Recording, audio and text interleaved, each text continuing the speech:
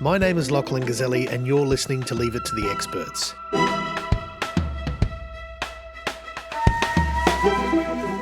This is From the Wire, spoken versions of selected articles from 360 Info's special reports. Today I'm reading How a Cost of Living Crisis Can Fuel Extremism Amongst Young Men by Josh Roose from Deakin University, part of our special report on anger.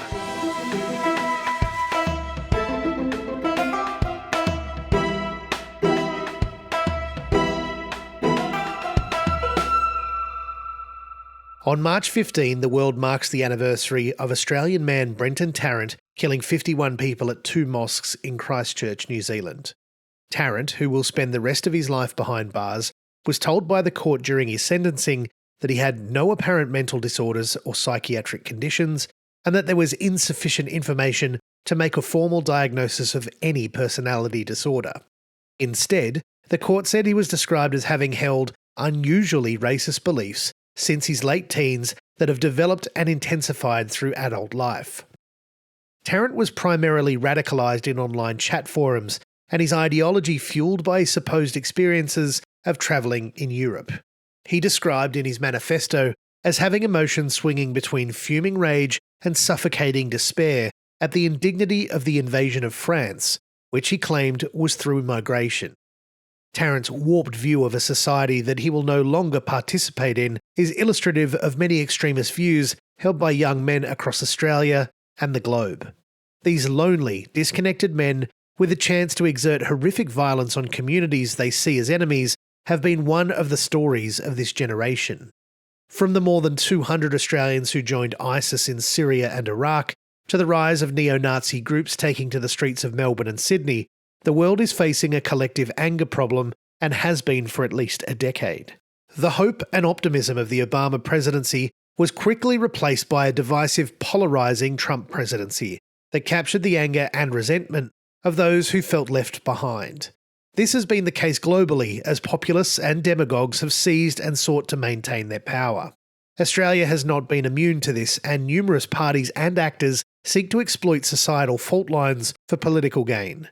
Populists continue to attempt to sell simple solutions to the intractable complexity of our modern world, where an individual's emotional response to the changing world is most important, and where anger is seen to be innately special. Because anger appears to justify many things, it is the key emotion behind Vladimir Putin's festering resentment at the loss of Soviet power and the invasion of Ukraine, the Israel-Palestine conflict, and global rise of violent extremism and terrorism across the religious and political spectrum. We are witnessing new formations of violent extremism, from the far right and conspiratorial movements such as QAnon, which blame an invisible elite, through to involuntary celibates or incels made up primarily of young men who blame feminism and women for their grievances. However, history tells us anger is not a purely negative emotion. Righteous anger at injustice and indignity is a critical agent of social change, from the parable of Jesus overturning the moneylenders' tables to the abolitionists and suffragettes to Me Too and Black Lives Matter, or the many anti-authoritarian movements across the global south. Anger at the abuse of power is a central element driving progress. It appears, however, that a retributive, resentful and anger-fueled hatred is at this moment in the ascendant. This is particularly the case among men, who are more likely to vote for populist movements and make up the bulk of members of violent extremist movements. Answering why we have a surplus of angry men and what role masculinity is in that equation becomes crucial to understanding why. Part of my research explores why men are drawn disproportionately to the narratives of reactionary politics and hate-filled violent extremists. Given Australia's historic, deep-seated gender divides and status as a settler society where gender roles are often reinforced, it is no surprise that some of the world's most celebrated feminist scholars are Australian. Australians, including Raewyn Connell, have been among those pioneering the modern understanding of how masculinity interacts with power. Until recent decades, the gender roles were definitively marked in what some wish to call the traditional family. This enabled a clear delineation between men occupying a particular social status as the ideal type of masculinity, typically white, healthy, wealthy, and successful, and those locked out of this status who were supposedly shamed, humiliated, and resented their subordinated status. These are the people who historically have been associated with displays of hypermasculinity. However, these scripts have been slowly changing. An economic system grounded in the male breadwinner role has shifted dramatically to a free market economic model since the 1970s. The male-dominated dividend of trading societal structures, including traditional blue-collar and white-collar work, have been eroded. As manufacturing and mining have shut down and labour hire firms have shaped the blue-collar experience, precarity and short-term work have come to characterise white-collar professional work that once offered a pathway to a job for life and guaranteed pathway to middle management. At the same time, the mass entry of intelligent, competent women in the workforce with increasing protections has added a layer of complexity and competition to the traditional white-collar male pathway, challenging the dominance of mediocre men. This led Connell to refer to neoliberalism, free market economics, as post-patriarchal.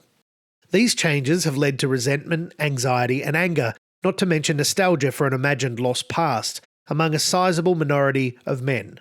Traditional support mechanisms for men, including trade unions offering solidaristic bonds and church offering a sense of community that champion the male breadwinner model, have become increasingly marginalised. Many men have consequently turned online to find community and fill this vacuum and to air their grievances. Michael Kimmel refers to this as aggrieved entitlement, though increasingly, no expectation of success among some younger men emerges. We see men being drawn into the manosphere, an online ecosystem of anti-women online commentators that includes influencers such as Andrew Tate and that promote hypermasculinity, affluence, competitiveness, and most importantly, belonging. These narratives blame feminism, women, and woke liberal elites. Their narrative messaging intersects with populists like Trump and violent far-right and religious extremists alike, and have resulted in a deterritorialised backlash against feminism, including a push to reclaim control of women's bodies, minorities including the LGBTIQA+ communities, migrants and elites, often with a strong anti-Semitic flavour. Populists and violent extremist movements alike are highly skilled at calibrating their narrative messaging to target masculinity as a recruitment mechanism. Interviews for my research reveal that men are most likely to become angry and experience hatred when experiencing a perceived personal slight or disempowerment. Populists and violent extremists mobilise anger against a perceived societal-level attack on men and personal experiences of emasculation. They offer upward social trajectories, be they economic, political or spiritual, and a sense of empowerment in the face of shame, humiliation and despair. For example, neo-Nazis emphasise the importance of white pride to men who would otherwise feel they have nothing to be proud of. The strategies employed to do so across the political and religious spectrum of populist and violent extremist actors are remarkably similar. Violence is framed as an honourable act and defensive mechanism against a hostile other. This has important implications for our politicians, policymakers, societal institutions, and communities alike. It can shape how we approach the education of boys and young men about manhood, but also how we advance gender equality and approaches to competition and the need to belong. It requires that our politicians and policymakers give serious consideration to an increasing group of those who feel left behind. This is particularly important in the context of a cost of living and housing crisis. As for countering violent extremism, this research informs a more calibrated approach to the development of alternative narratives that challenge the framing of masculinity as somehow in deficit and promote positive, viable alternatives for men looking for solidarities and belonging.